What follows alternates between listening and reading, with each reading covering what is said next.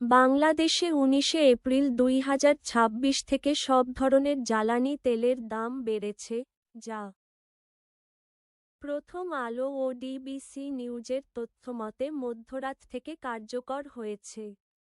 দাম বাড়লেও পাম্পগুলোতে দীর্ঘ সারি ও রেশনিংয়ের মতো পরিস্থিতি বিরাজ করছে। সরকার পর্যাপ্ত মজুদ থাকার কথা বললেও ভোক্তাদের ভোগান্তি ও তেলের জন্য হাহাকার কমছে না। তেলের সর্বশেষ পরিস্থিতি ২১-২২ এপ্রিল ২০২৬। দাম বৃদ্ধি। সব ধরনের জ্বালানি তেলের দাম বেড়েছে। অকটেন, পেট্রোল, ডিজেল ও কেরোসিনের দাম পুনর্নির্ধারণ করা হয়েছে।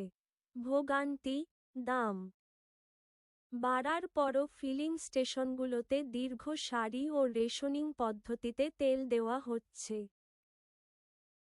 সরবরাহ ও মজুদ সরকার পর্যাপ্ত মজুদের কথা জানালেও বাস্তব চিত্র ভিন্ন। প্রভাব তেলের দাম বাড়ায় পরিবহন ভাড়া ও নিত্যপণ্যের দাম বাড়ার আশঙ্কা তৈরি হয়েছে।